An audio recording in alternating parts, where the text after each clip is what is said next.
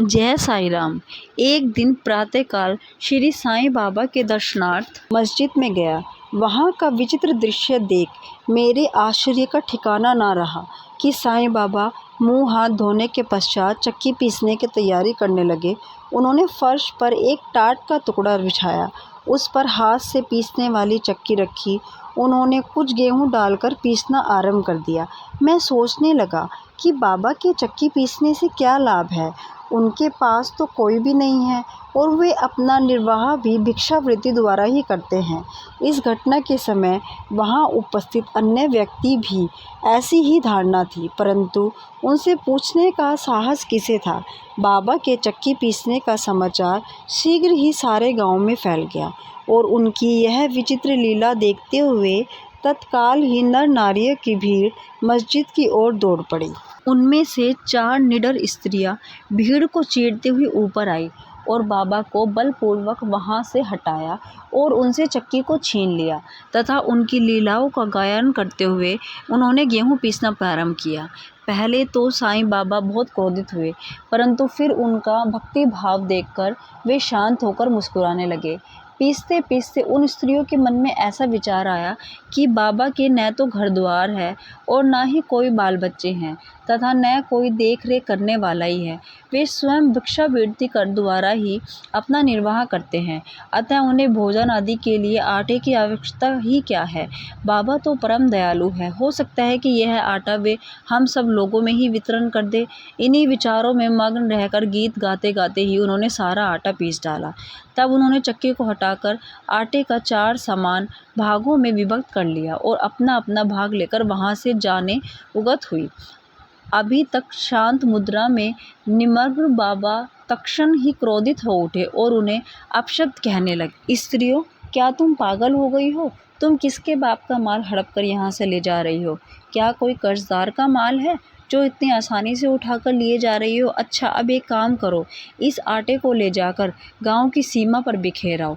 मैंने शिरडी वासियों से प्रश्न किया कि जो कुछ बाबा ने अभी किया उसका क्या मतलब है। उन्होंने मुझे बताया कि गांव में हैजा का जोरों से प्रकोप है और उसके निवारण के लिए ही बाबा यह उपचार कर रहे हैं।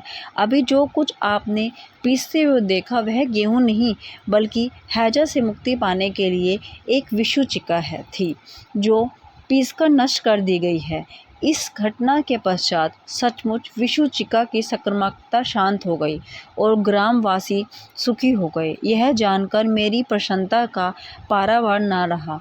मेरा कौतूहल जागृत हो गया। मैं स्वयं से प्रश्न करने लगा कि आटे और विषुचिका रोग का भौतिक तथा पारस्परिक क्या संबंध है? इसका सूत्र कैसे ज्ञात हुआ? घटना बुद्धिगम्य सी प्रतीत नहीं होती। अपने हृदय की संतुष्टि के हेतु इस मधुर लीला को मुझे 4 शब्दों में महत्व अवश्य प्रकट करना चाहिए।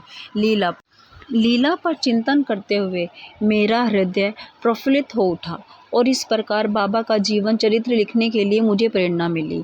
यह तो सब लोगों को विदित ही है कि यह कार्य बाबा की कृपा और शुभ आशीर्वाद से सफल पूर्वक ही संपन्न हो गया है।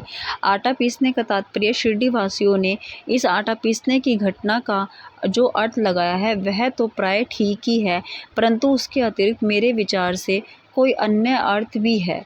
बाबा शिरडी में 60 वर्षों तक रहे और इस दीर्घ काल में उन्होंने आटा पीसने का कार्य प्राय प्रतिदिन ही किया।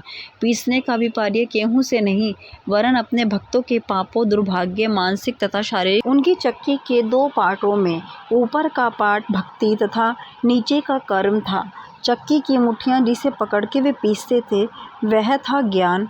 बाबा का दृढ़ विश्वास था कि जब तक मनुष्य के हृदय से प्रवृत्तियाँ, आसक्ति, घृणा तथा अहंकार नष्ट नहीं हो जाते, जिनका नष्ट होना अत्यंत दुष्कर है, तब तक ज्ञान तथा आत्मानुभूति संभव नहीं है।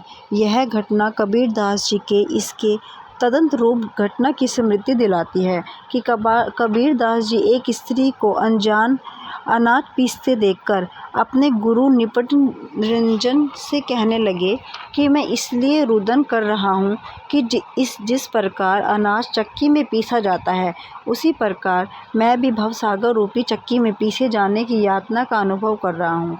उनके गुरु ने उत्तर दिया कि घबराओ नहीं, चक्की के केंद्र में जो ज्ञान रूपी दंड है, आशी से दृढ़ता से पकड़ लो।